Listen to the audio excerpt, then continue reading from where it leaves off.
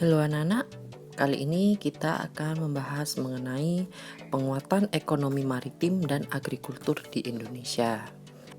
Nah, pada materi sebelumnya kita sudah mempelajari tentang ekspor dan impor. Nah, untuk kali ini kita akan mempelajari tentang barang atau jasa sebagai komoditas perdagangan antar negara. Untuk menunjang perdagangan antar negara atau ketersediaan komoditasnya, perlu upaya peningkatan ekonomi, yaitu yang disebut ekonomi maritim. Oleh sebabnya, sektor maritim merupakan unggulan yang dimiliki oleh Indonesia. Upaya peningkatan maritim yang meliputi potensi maritim Indonesia, hambatan pembangunan ekonomi maritim, dan upaya pengembangan ekonomi maritim Indonesia.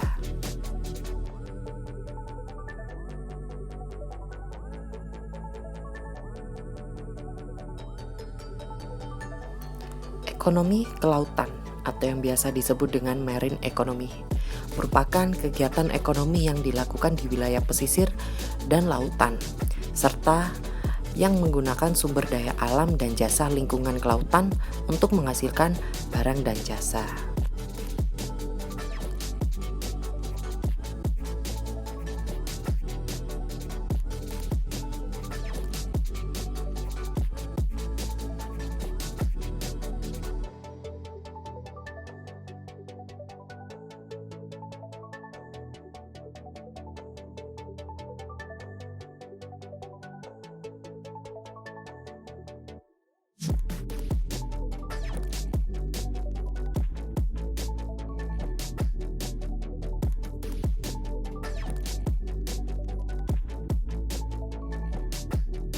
Sedangkan untuk ekonomi maritim atau maritim ekonomi merupakan kegiatan ekonomi yang mencakup transportasi laut, industri galangan kapal dan perawatannya, serta pembangunan dan pengoperasian pelabuhan beserta industri dan jasanya yang terkait di dalamnya.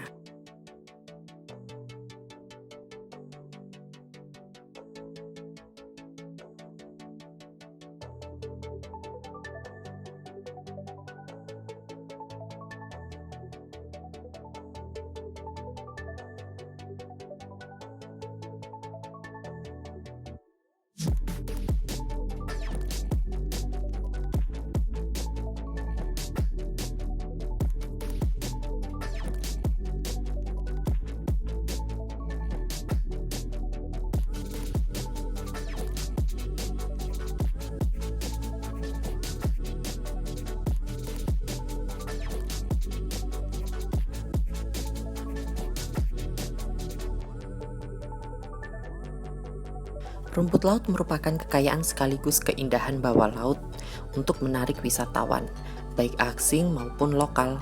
Menurut Kementerian Kelautan dan Perikanan tahun 2010, terdapat 108 kawasan konservasi perairan dengan luas 15,78 juta hektar are yang diharapkan dapat meningkatkan menjadi 20 hektar are pada tahun 2020. Beberapa daerah memiliki keindahan bawah laut yang sudah sangat mendunia, seperti Bunaken, daerah Sulawesi, Raja Ampat, daerah Papua Barat, Labuan Bajo, dan Wakatobi.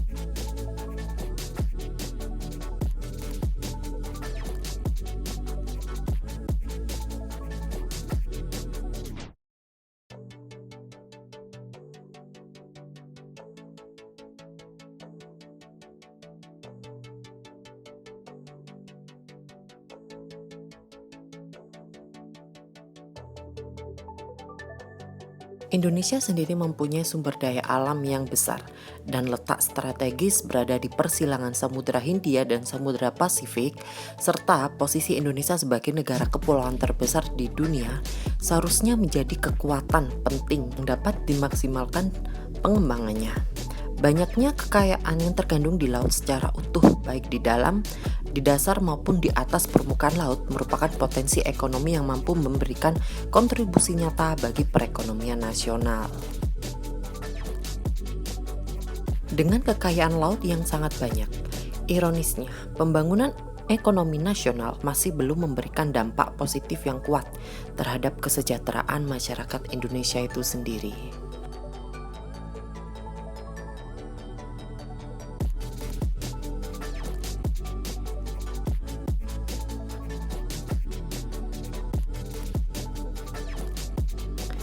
Kondisi ekonomi maritim di Indonesia dan negara-negara ASEAN. Keprihatinan terhadap sektor kelautan nasional mengharuskan adanya kebijakan strategis untuk mempercepat pengembangan keunggulan di berbagai subsektor kelautan sebagai landasan untuk mengadakan ketersediaan infrastruktur yang berkualitas terutama di sektor kemaritiman. Dengan demikian, iklim bisnis dan investasi maritim yang baik akan berkembang. Pembangunan di bidang kelautan di Indonesia diarahkan untuk mencapai 4 tujuan, yaitu yang pertama pertumbuhan ekonomi tinggi secara berkelanjutan, 2 peningkatan kesejahteraan seluruh pelaku usaha, khususnya para nelayan, budidaya ikan, dan masyarakat kelautan lainnya yang berskala kecil. Dan yang ketiga yaitu terpeliharanya kelestarian lingkungan dan sumber daya kelautan. Dan yang terakhir, menjadikan laut sebagai pemersatu dan tegaknya kedaulatan bangsa. Kondisi ekonomi maritim di Indonesia dapat dilihat dari yang pertama yaitu sektor pelayaran. Industri pelayaran merupakan infrastruktur dan tulang punggung kehidupan berbangsa dan bernegara. Namun dalam realitanya, industri pelayaran nasional saat ini dalam kondisi belum begitu baik. Ditinjau dari segi daya saing, pangsa muatan armada kapal nasional masih tergolong rendah.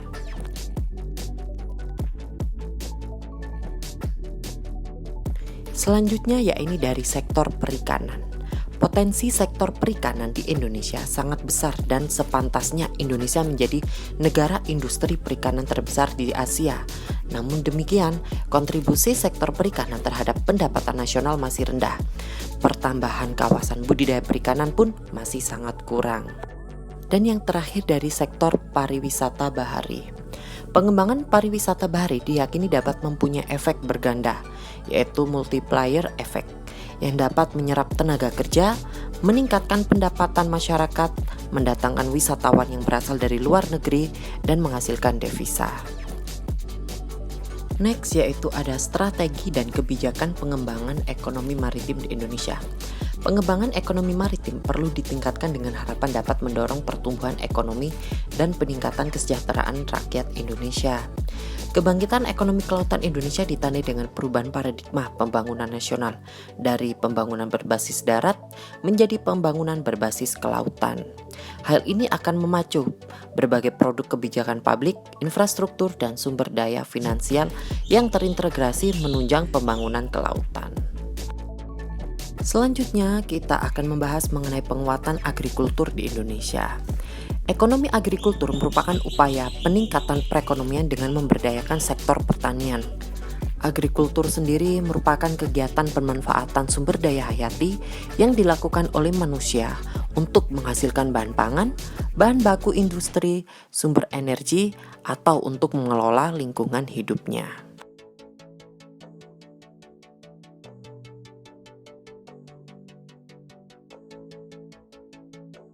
Upaya peningkatan perekonomian sebaiknya diusahakan dengan peningkatan berbagai sektor, salah satunya dari sektor agrikultur atau pertanian.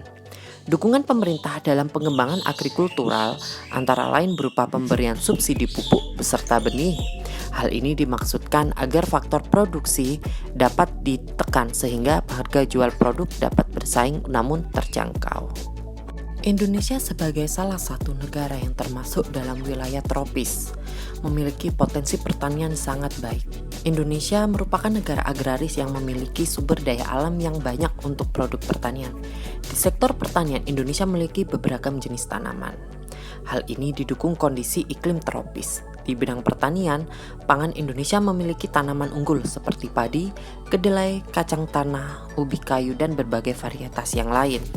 Sektor pertanian di Indonesia merupakan kontributor besar dalam pendapatan nasional, penyerapan tenaga kerja, penyediaan pangan, dan penyediaan bahan baku industri. Sektor pertanian juga berperan dalam memetakan pembangunan melalui upaya pengentasan kemiskinan dan perbaikan pendapatan masyarakat. Peran agrikultur di Indonesia. Pertanian atau agrikultur merupakan sektor primer dalam perekonomian di Indonesia. Selain itu, agrikultur juga berperan sebagai penghasil devisa negara melalui ekspor.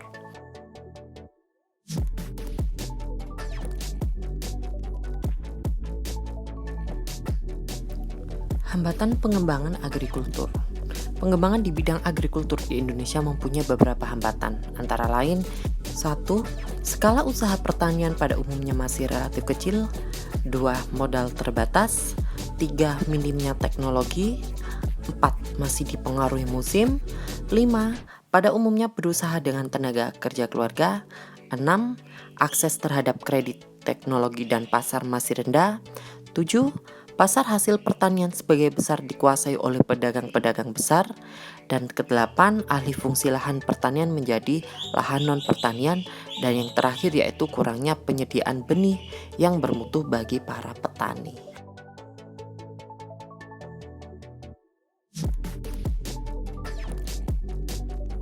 Pembangunan pertanian di Indonesia tidak saja dituntut untuk menghasilkan produk-produk pertanian yang berdaya saing tinggi, akan tetapi juga mampu mengembangkan pertumbuhan daerah serta pemberdayaan masyarakat.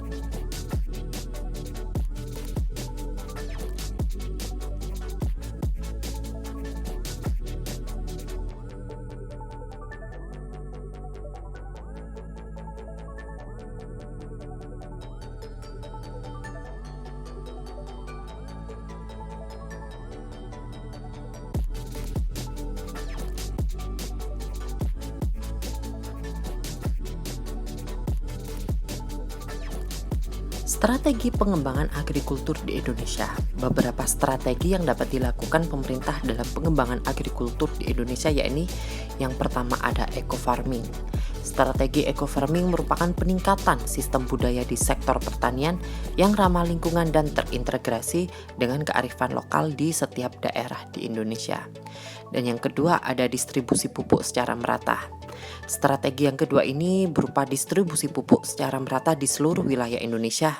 Langkah yang ditempuh dalam strategi ini adalah petani diminta menjumlahkan kebutuhan pupuk untuk kebutuhan tanahnya per hektar selama 1 tahun. Dengan cara ini pemerintah akan dapat mengetahui kebutuhan pupuk selama 1 tahun sehingga dapat menyediakan stok pupuk sesuai dengan kebutuhan petani. Selanjutnya yaitu ada perbaikan irigasi. Pertanian yang berhasil tidak lepas dari baiknya sistem irigasi yang diterapkan. Oleh karena itu, pemerintah mengusahakan keterjaminan ketersediaan air untuk pertanian dengan perbaikan atau pengadaan irigasi yang baik. Strategi lain yang dapat dilakukan di sektor agrikultur atau pertanian adalah melakukan pembangunan dan perbaikan sebagai sarana pendukung sektor pertanian, serta pembukaan lahan baru sebagai tempat yang dapat membuka lapangan pekerjaan baru bagi masyarakat Indonesia.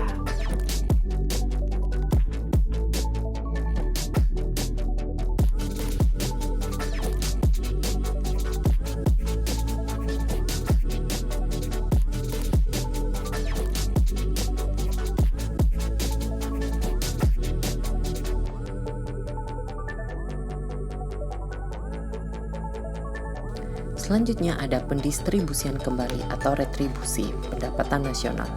Usaha-usaha di bidang ekonomi bermuara pada tujuan yang sama, yaitu mensejahterakan masyarakat secara adil dan merata. Akan tetapi, sampai sekarang masih terdapat masalah dalam pendistribusian pendapatan. Kesenjangan atau ketimpangan masyarakat berpendapatan tinggi dan rendah masih sangat lebar.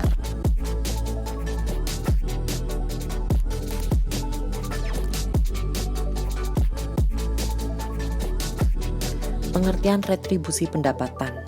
Retribusi pendapatan adalah pendistribusian kembali pendapatan masyarakat kelompok kaya kepada masyarakat kelompok miskin, baik berasal dari pajak ataupun pungutan-pungutan lainnya.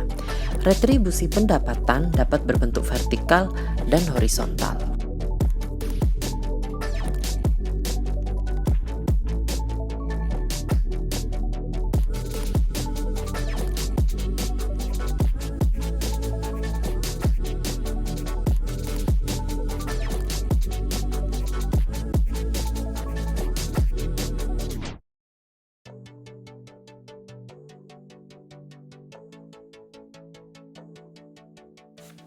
Dalam rangka mewujudkan program retribusi pendapatan, pemerintah telah melakukan beberapa strategi, antara lain yaitu program pemberian jaminan akses kebutuhan dasar bagi rakyat bawah.